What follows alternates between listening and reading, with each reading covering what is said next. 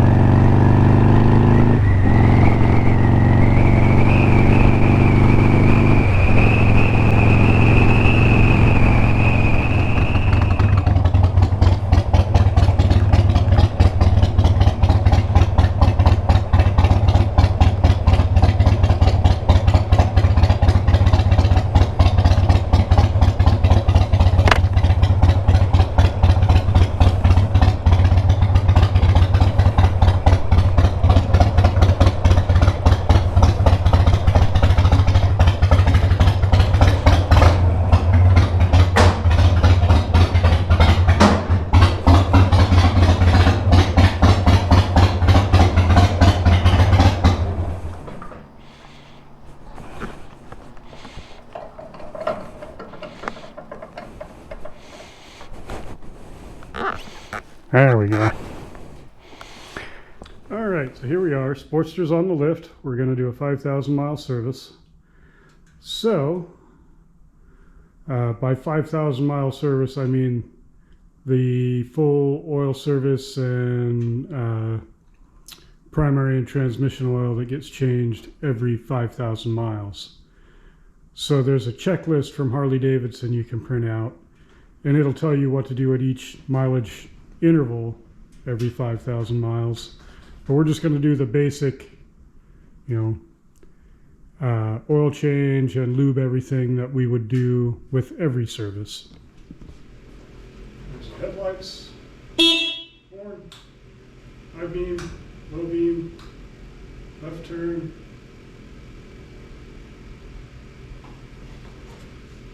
right turn, brake, right turn, left turn,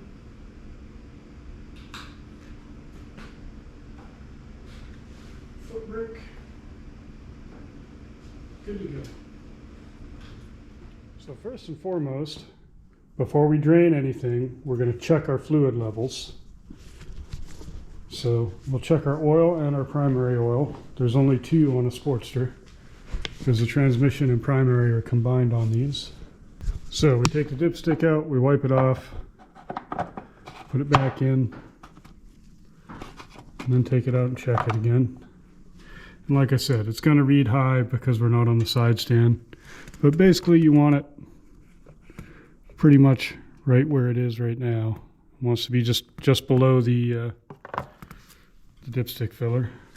And I normally use two hands to do this so I don't spill oil all over everything. But engine oil's full. So let's go to the other side. We'll check our primary. Now you can kind of see we got 6 bolts on the primary cover. I like to put a pan under it just in case I spill some when I pop the cover. These take a T27.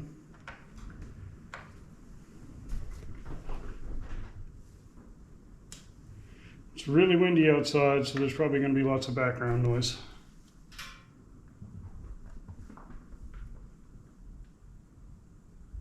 There's a critter in my yard or on my roof.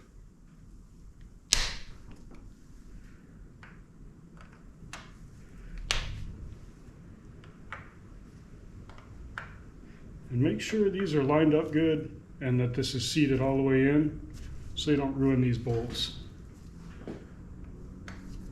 because they're kind of tough to get.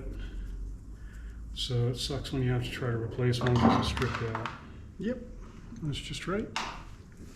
I'll leave the top one for last because it kind of holds the cover on for me.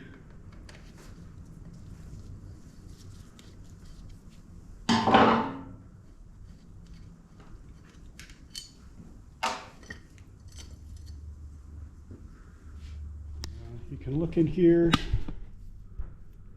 and see the level of your primary oil, and it wants to come up to just to the bottom of your clutch basket there.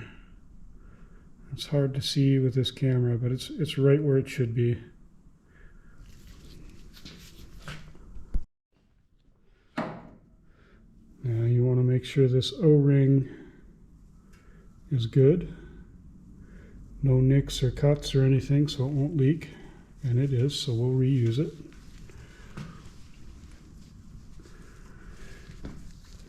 And now we can drain the primary. And the drain plug for the primary is this guy right here. This is for adjusting our primary chain tension. And we'll get into that in a little bit.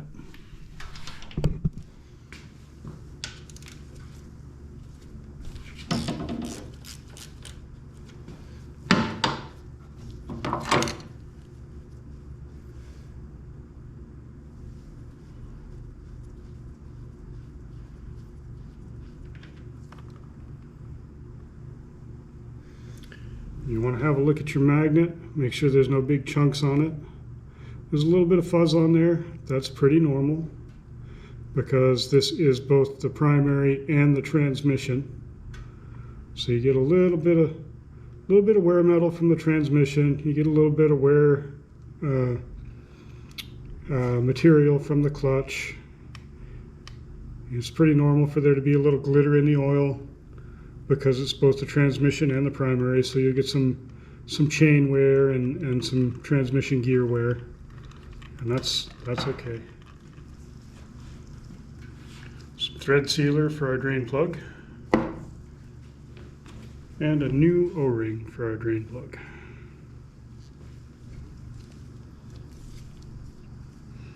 And there's our new O-ring. I don't know if I'm in frame or not.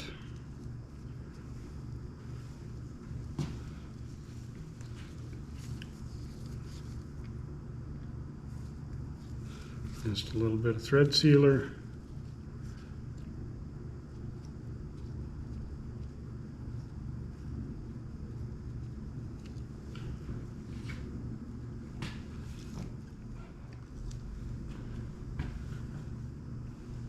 And that's good.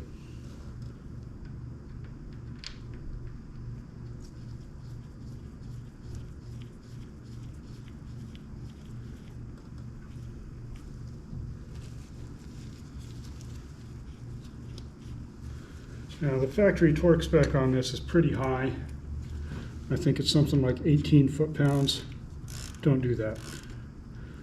Thread it in until it seats and just make it snug. That's plenty. That's probably 8 or 9 foot-pounds. If you put 18 on that, you'll rip the threads out of it after 3 oil changes. Need new primary cover. All right.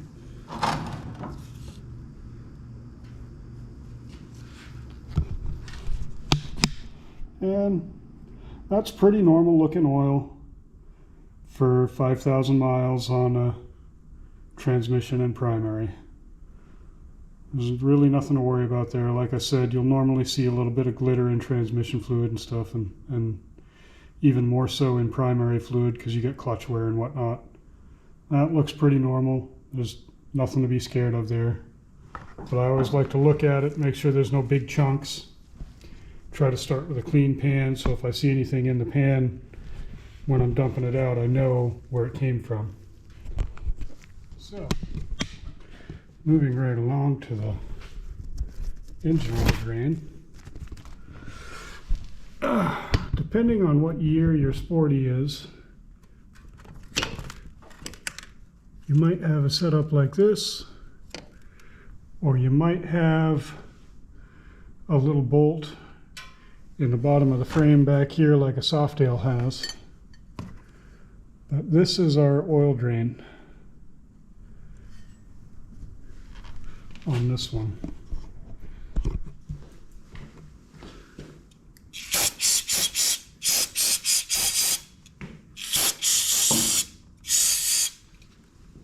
Kind of clean the crud out of that.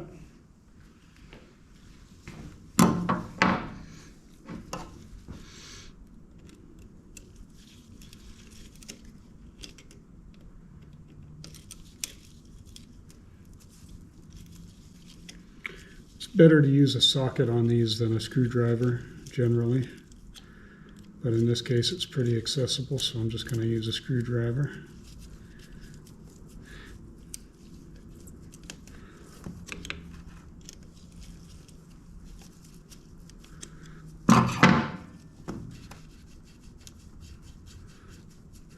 We just pull this guy out, and there's our engine oil drain.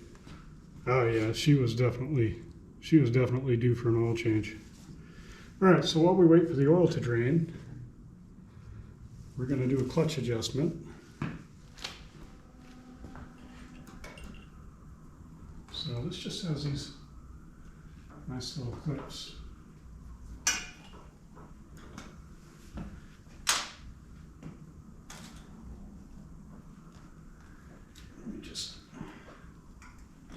Pop these off,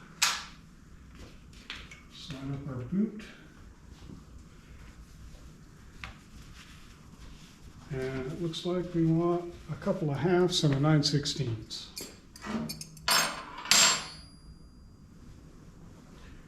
So we put our 9/16 on this nut, our half on this, and just squeeze them together. Now break your nut loose.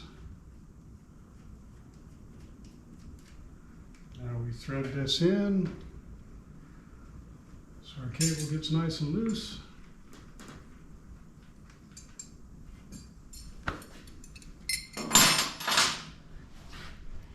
This goes here and locks our clutch adjustment. Hopefully you can see. So we just pop that out. And this is backwards because the screw goes in from the other side. So we turn this until we feel it seat. Back it off a half a turn. Put our little lock back in place.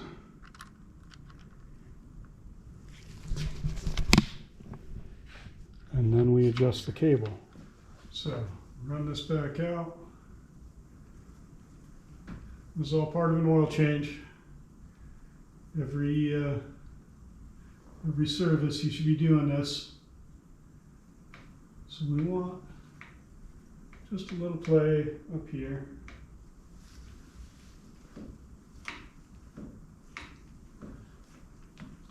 Work the clutch a few times.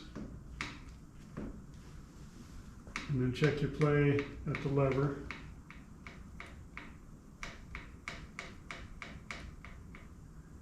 You just want just a little bit.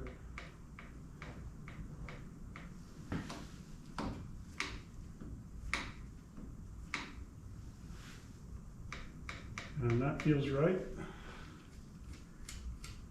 And there's a spec in the book. I just kind of go by feel and get it where I like it. You want just a little play at the end of the lever with the clutch fully released. And you snug your nut down.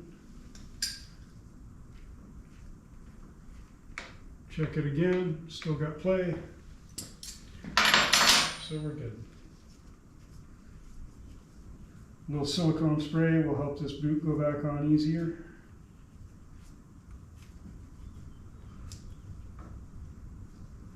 Sometimes compressed air helps too.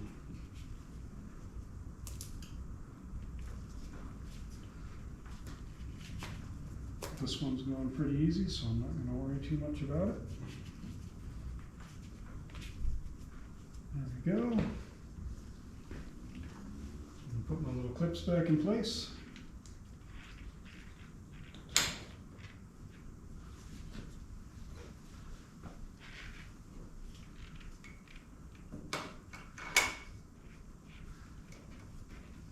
And the clutch adjustment's done. So now I'm going to pull this cover off and check the tension on the primary chain. And while I'm here, I want to check this bolt and make sure it's not getting loose.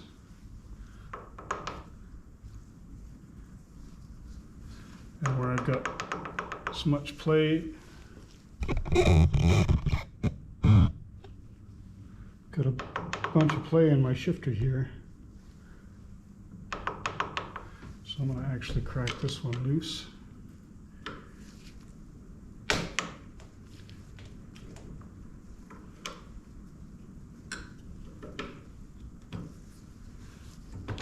See if I can't push that in and get it a little tighter.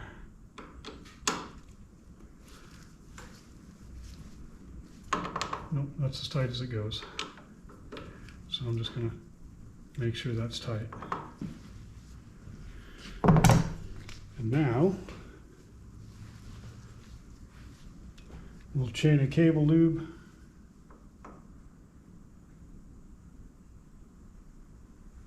Get it in there.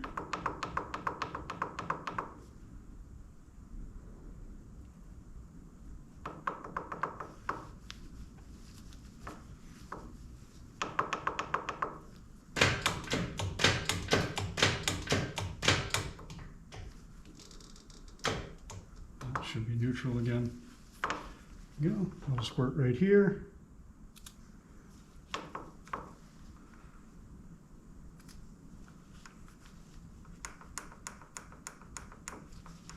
Get those lubed. A little bit in our foot peg.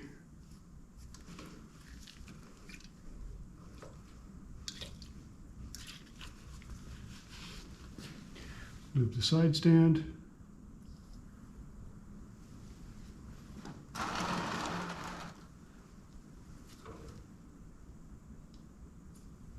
And the spring for the side stand. My arm's probably in the way, you probably can't see.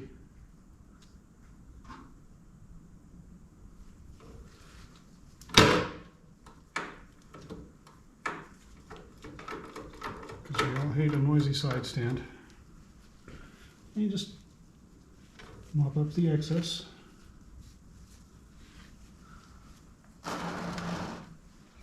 Probably aren't going to be able to see through that light, but I'm going to lube this clutch cable a little bit too.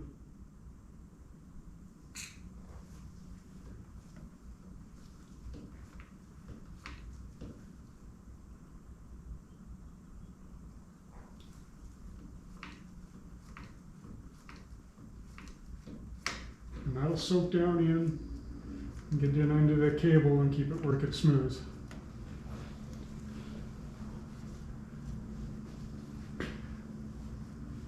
And I'm going to hit this pin up here too.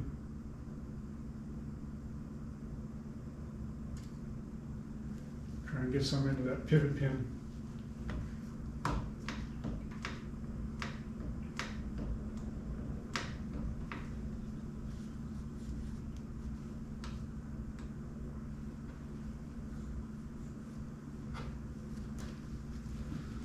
And this stuff's real thin when it comes out of the can, but it kind of dries and turns into almost a grease. 30 seconds. Now you should replace the gasket on this every time. Again, make sure that wrench is seated all the way down in there before you start turning on them.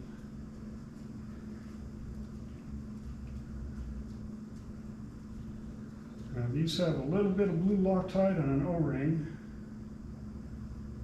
So we're making sure our O-ring's good.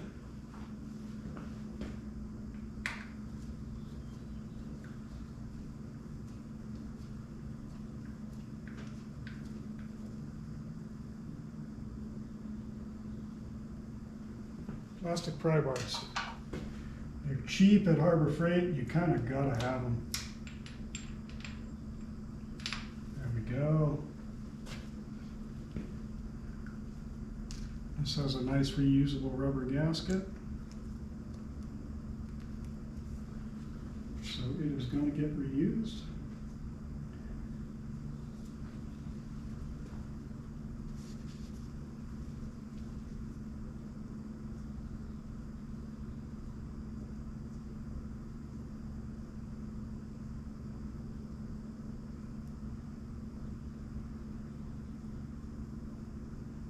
That's just a touch loose. So to tighten that up, we come down to this big bolt here, and we loosen this nut a little, and we turn this stud in with an Allen wrench. And I think that stud's a 1/4 inch. It is. So now we'll find a good wrench. All right, that nut's a 7/8.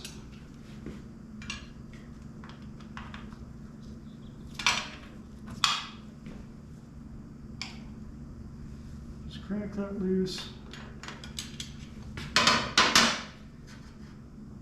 And run this in just a little bit. And it doesn't take much.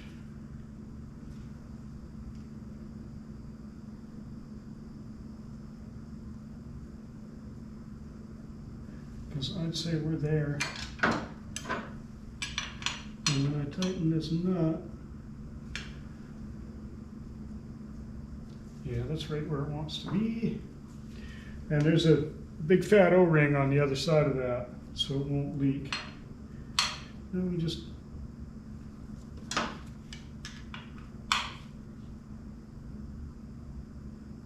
tighten that down. And you don't have to gorilla the thing to death.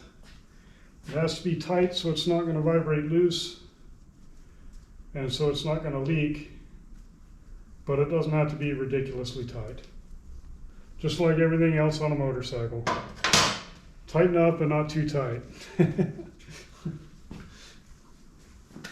All right.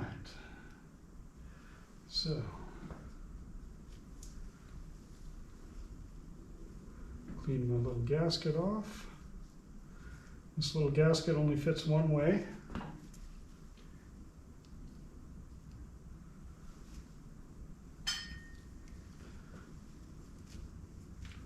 Wipe off my little cover, which also fits only one way.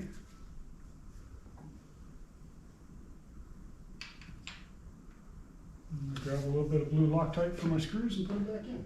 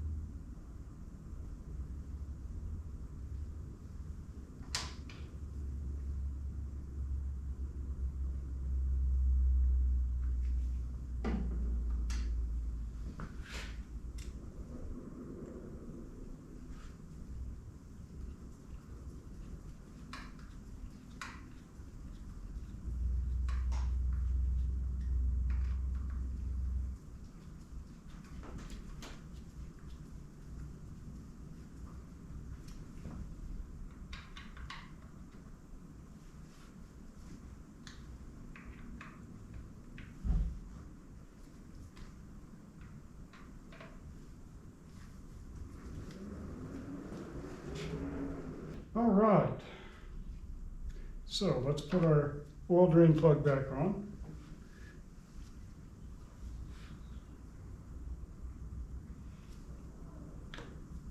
just like that.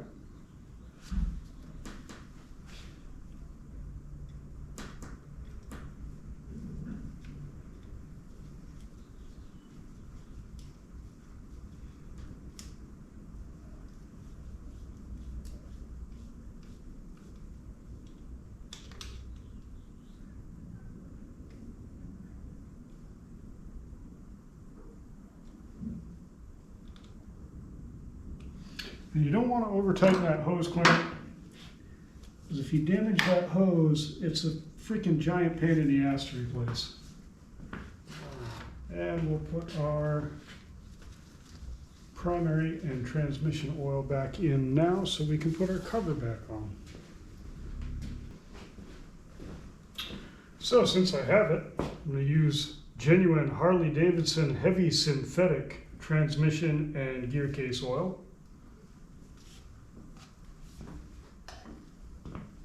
Normally I'd probably use Lucas or Redline.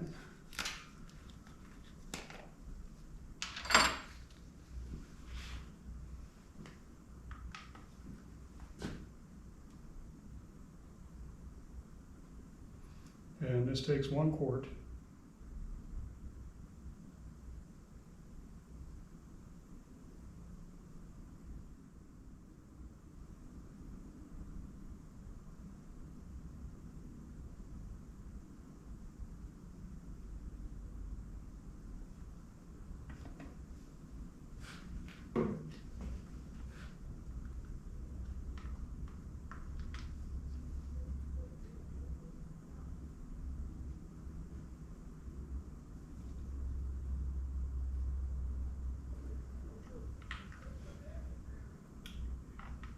And we're full right where we're supposed to be, right at the bottom of the clutch. Get the inside of this cleaned up nice. This cover only goes on one way. There's a little notch for your clutch. And you gotta make sure your little spring retainer is in there where it's supposed to be, because that holds your clutch adjustment.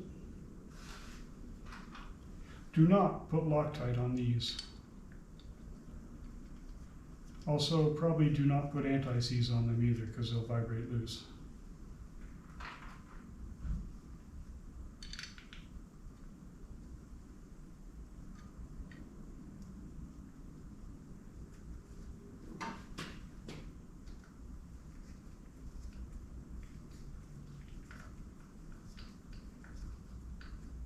There we go.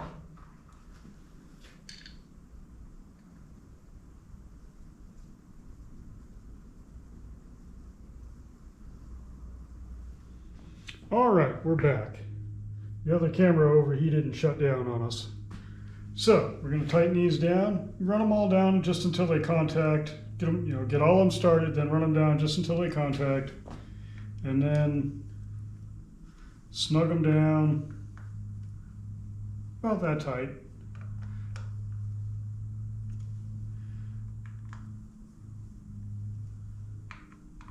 And go in a sort of a crisscross pattern. Oops. So it tightens down nice and flat. So there's our primary full. Clutch adjusted, clutch cable lubed, clutch lever lubed, floorboard lubed, shifter lubed, side stand lubed. So let's lube the passenger peg.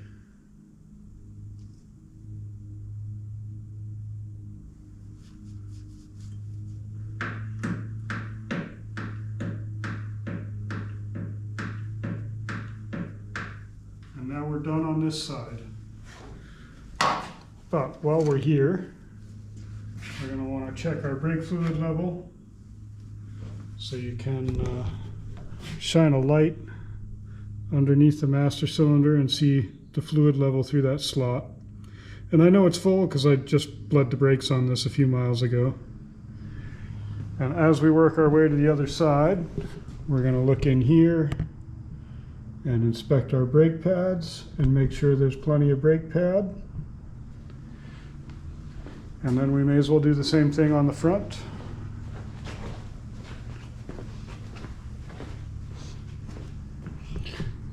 Shine a light in, and the screen went dark. And you can see, yeah, it's hard to get with the camera, but there we go. You can see your brake pad. Make sure you got plenty of meat left on your brake pads. Check those. All right, I hope you can see well enough. Before we go to the other side, we're going to do the oil filter. So this one is easy to get to with a cup style oil filter wrench.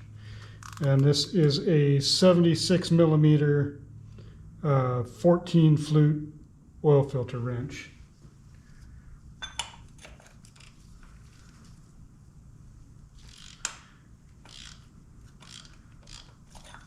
And this is always extremely messy on the Harley Davidson. Fucker. So try and get it off there quick.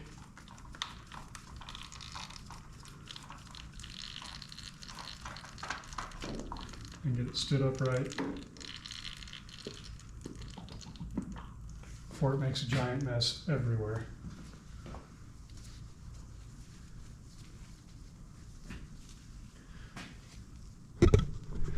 Now we just want to take a clean rag, or at least a not too dirty rag, and just wipe off our mating surface.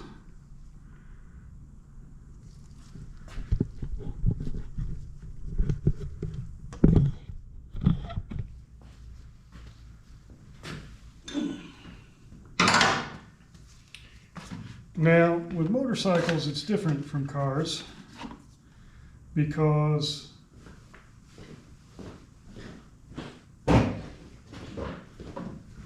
we have to pretend like it's the 1970s again, and we pre-fill our filter. I'm just going to double check that this is going to thread on, so I don't have a lot of faith in Napa.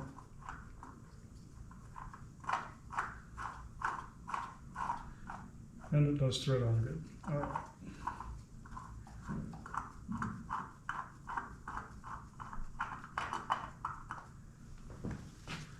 So, this is not Mobile One. This is actually Lucas 2050 full synthetic. But I've got it in a 26 quart container, and that's kind of hard to pour 3 quarts out of, so I put it into this jug.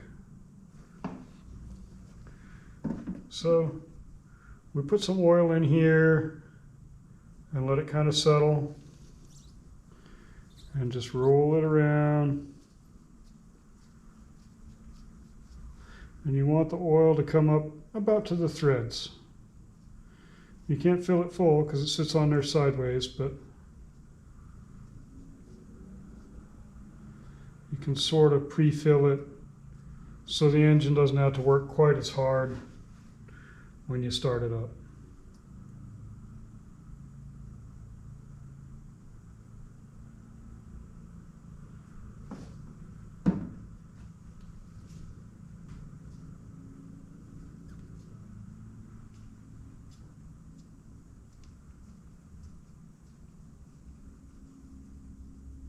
Now, just like a car, we wet our gasket.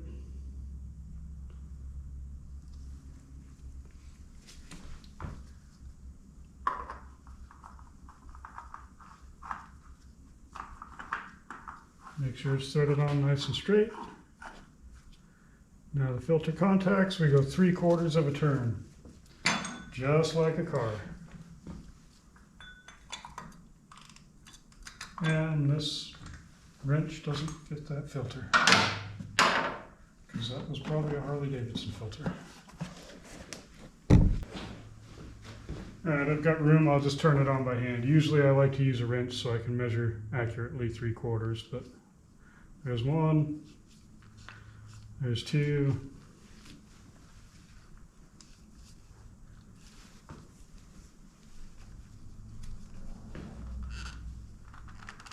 and there's 3/4 of a turn.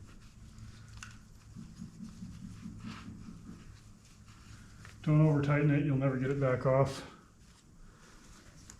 And I'm going to take a little bit of contact cleaner.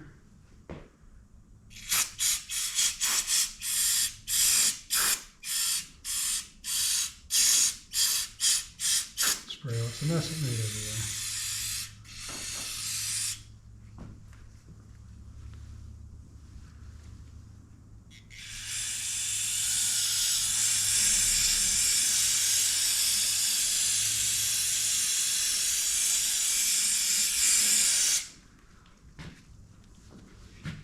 Again, not brake clean. Don't use brake clean.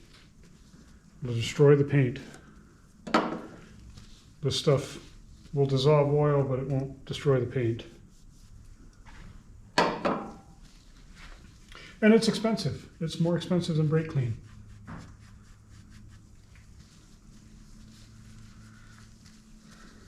But there we go. Oil and filter have been replaced. Now we'll go to the other side. I'm going to leave that pan right there so that can drip. All right, now we're back on this side of the bike. We're going to check our air filter. And really, you should probably check your air filter first. That way, if you have an air filter that's washable, you can wash it and it has time to dry while you do everything else. I tend to do it kind of somewhere in the middle.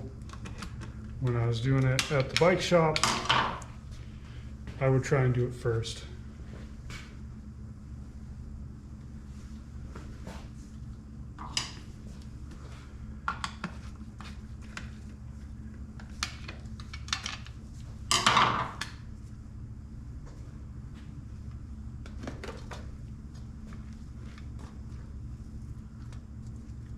This one's not washable, it's a paper filter. So if it's bad, it needs to be replaced. But this one's fine. It's nice and clean. I had it off a couple weeks ago when I was doing carburetor work, and I blew it out with a blowgun. But I just wanted to show it as part of the inspection, which you do as part of your normal every 5,000 mile service.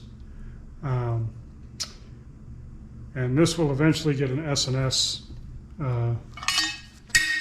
carburetor and intake manifold and air filter and everything. And those typically use a K&N filter that's reusable. So if that's what you have, you want to just wash it every 5,000 miles when you do your oil change.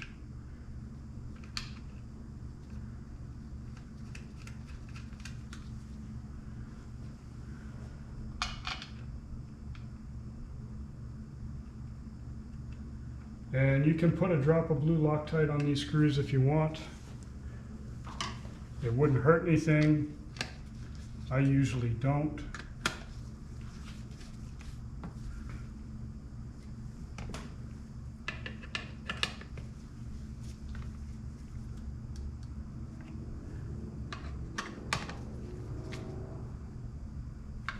And that's plenty tight for those. That probably looked tighter than it was. And just wipe this off.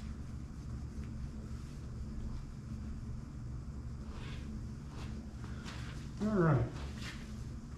So since we're here, we'll add the oil. This wants about 3 quarts. And again, this is not Mobil 1 530. This is just the jug I'm using to get it from the big bulk oil container to the bike. I'm using a good full synthetic 2050. Yeah, I need to find it. And you want to make sure your funnel's nice and clean before you dump oil in it too. See, there we go. Oh, battery's getting low on this camera.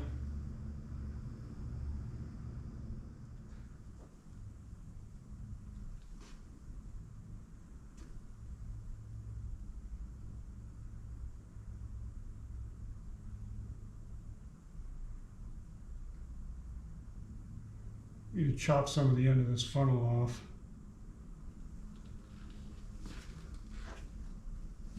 There we go, that's about 2.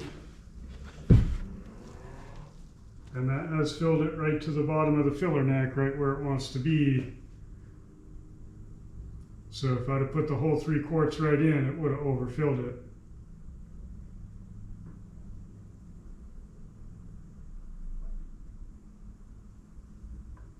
So that's why we don't just dump it all right in. I'll put my cap back in place. There we go.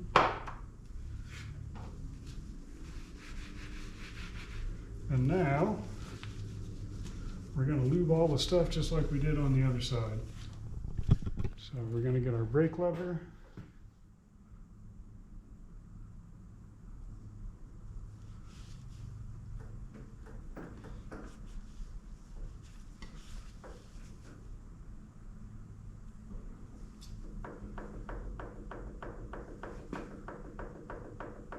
And it'll suck that stuff right in.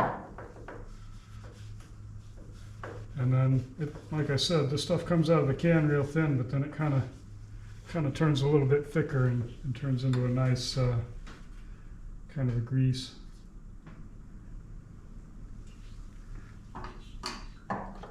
And all the little joints in the linkage here for the brake.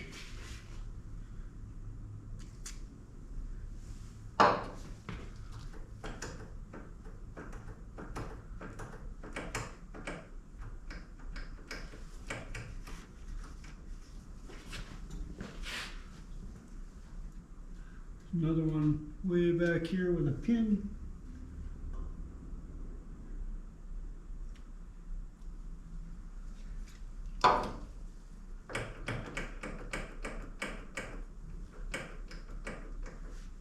That pushes right into the master cylinder.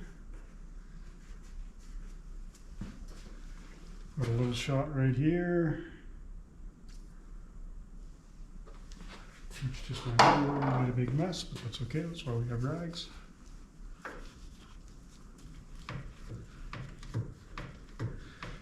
That way these will fold if the bike tips over, which of course we don't want the bike to tip over, but we want those to fold if it does so they don't break. This guy here.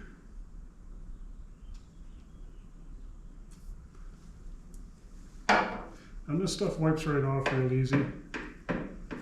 So if you get a little too much, it's okay. Just make sure you have a rag. Now when I clean off the oil I spilled on the pipes, and just a little contact cleaner on a rag, because I don't want it to burn on, and I don't want it to burn off and stink. So I'll just wipe those up. Now we'll let it down, start the bike up and check for oil leaks, and then we'll check the torque on our hand controls and lube the throttle cables. And before we let it down, we'll check our tire pressures.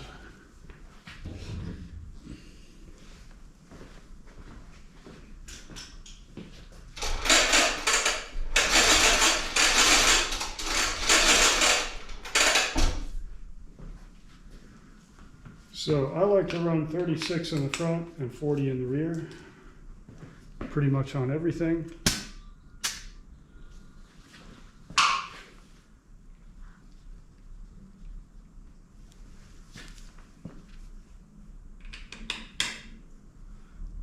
There's 36.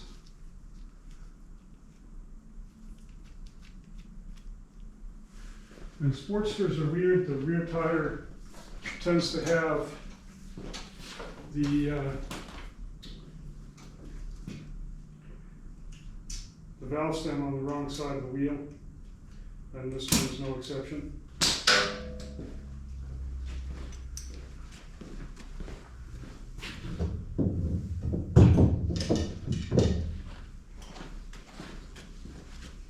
And you probably should check your tire pressures weekly, if not more frequently anyway.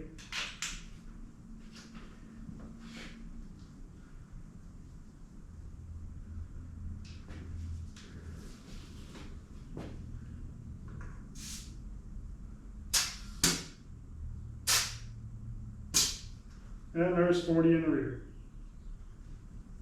And we're also going to check our belt while we're on this side. What we're looking for is about, no, that's about right. We're at about 3/8. It's a little on the tight side, but it's all right.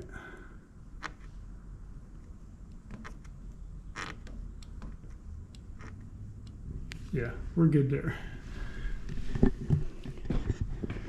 So, like I was saying before, we'll let it down, start it up and check for oil leaks, and lube the throttle cables. All right, here we go. We're going to start it up, check our oil leaks, and then we'll top off the engine oil.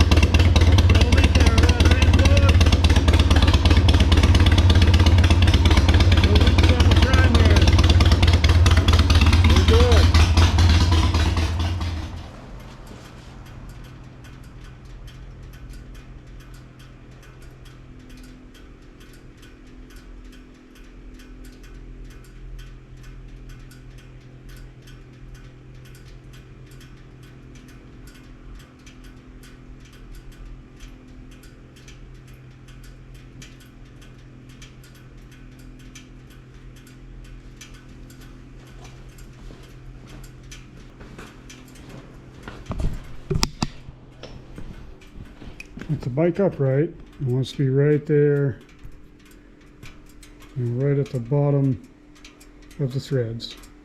So it should be right at the full mark on the side stand. That looks a lot better than the oil that came out.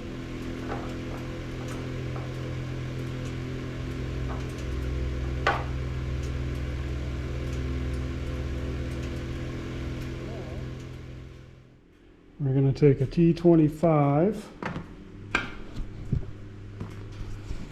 and we're going to make sure this screw is tight. And there's one under here. And make sure that is tight.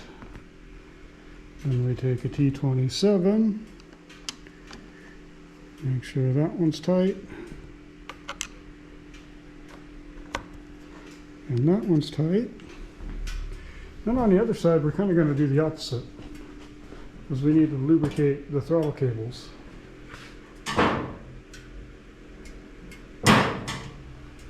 So we take our T25 and loosen this up just a touch, but before we do that, I'll take this little paper wedge I made. I'm going to take my brake and squeeze the brake and stick that little wedge in there, because what will happen if I don't is I could break the brake switch. And we don't want a broken brake switch. So stick that in there. Now I've got pressure off of my brake switch inside there.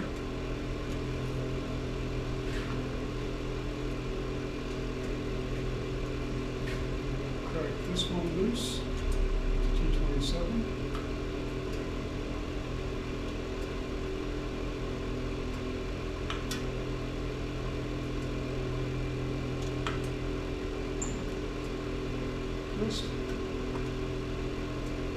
Just a little bit loose, so it's got a little bit of play. This I'm going to take out the bottom.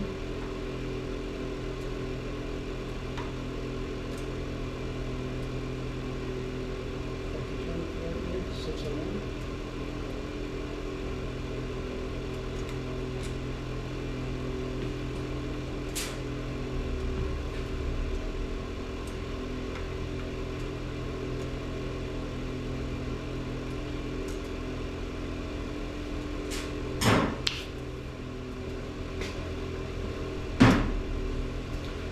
have floorboards, you want to lay a rag over your floorboard. I don't, but I'm laying a rag over my brake. Take this little thing shell and open it up just enough to where you spray this onto the cable.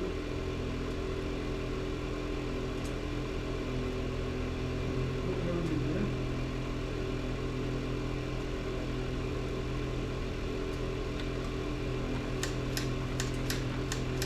I'm just going to work the throttle a bunch of times and probably flood the engine pretty good.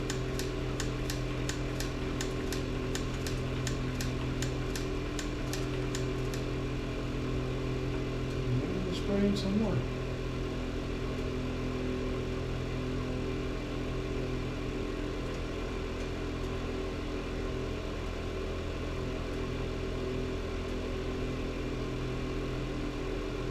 Now we'll get in.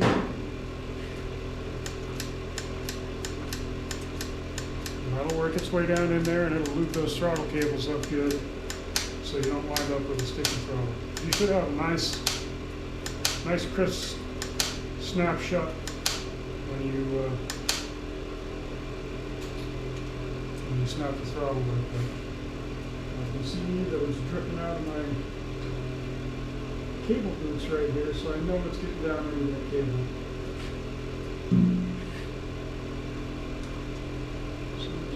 Off the excess and button that back up. Throttle cables are lubed.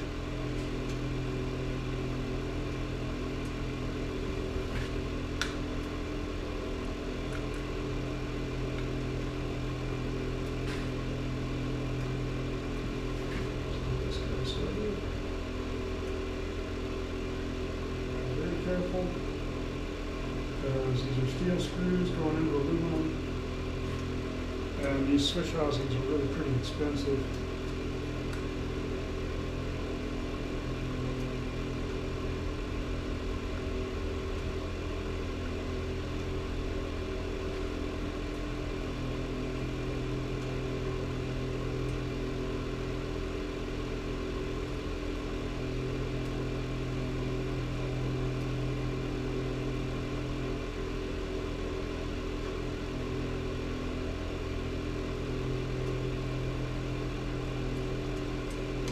Tighten the switch housing, the throttle side first.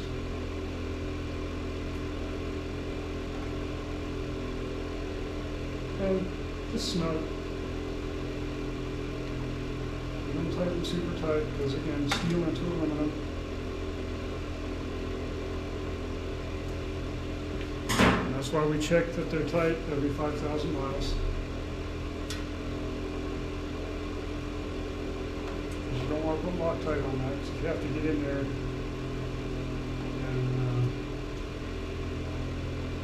you might have a real big issue then. And it's not unusual to have to get into switch housings and stuff.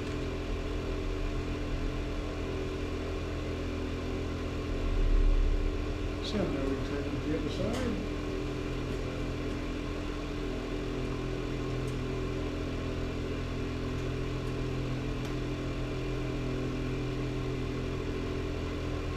I'm only doing it this way because the tank is in the way.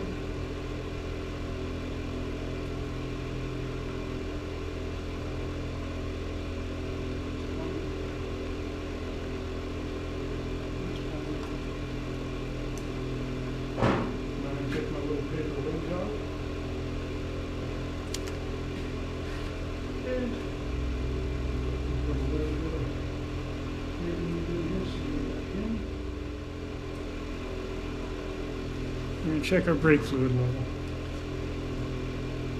That's nice and full.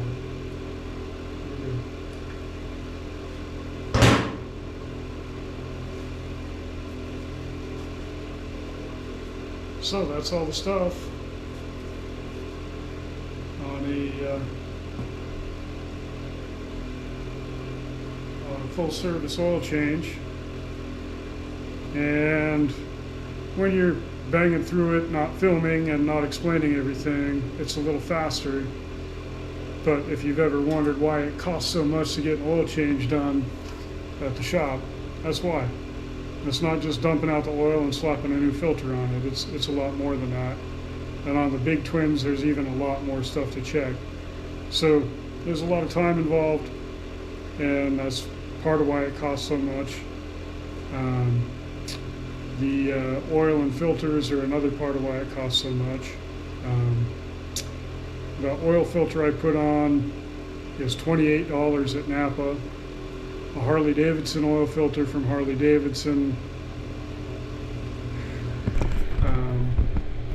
Hey, there you go. Now you can see me. Harley Davidson oil filter from Harley Davidson is $25 or $28. If you're using Harley Davidson brand oils and getting them from Harley Davidson, you're looking at probably between $23 and $28 a quart. So it's expensive. Even buying the oils yourself at the auto parts store or wherever, it's expensive. But now you know all the stuff to check on your own bike and what's pretty much what's involved in a 5K service. And if you want to look up the checklist, you can just Google it. There's probably a few things I didn't do that are on the checklist, like checking all the lights and the horn and everything. I also always check the charging system. I just put a multimeter on the battery tender plug and check the voltage. And again, I did all that just a couple weeks ago on this bike when I put all the lights and stuff on it. But yeah, you'd normally check the lights, check the brake lights, check the horn, high beams, low beams, all the turn signals, everything. And that takes a minute, but still, it's a lot of stuff to check. A lot of it is stuff you should be checking like weekly too, like your belt tension and your horn and lights and tire pressures. But a lot of stuff is lubricating things that you don't always necessarily think about, like throttle cables and clutch cable and all your foot controls and hand controls. But now you know. That's all the stuff on a 5,000 mile service on a Sportster. So that's it for now. Hope you have a great day, and maybe you learned something. I hope so. Hope I could help. And I'll see you in the next one.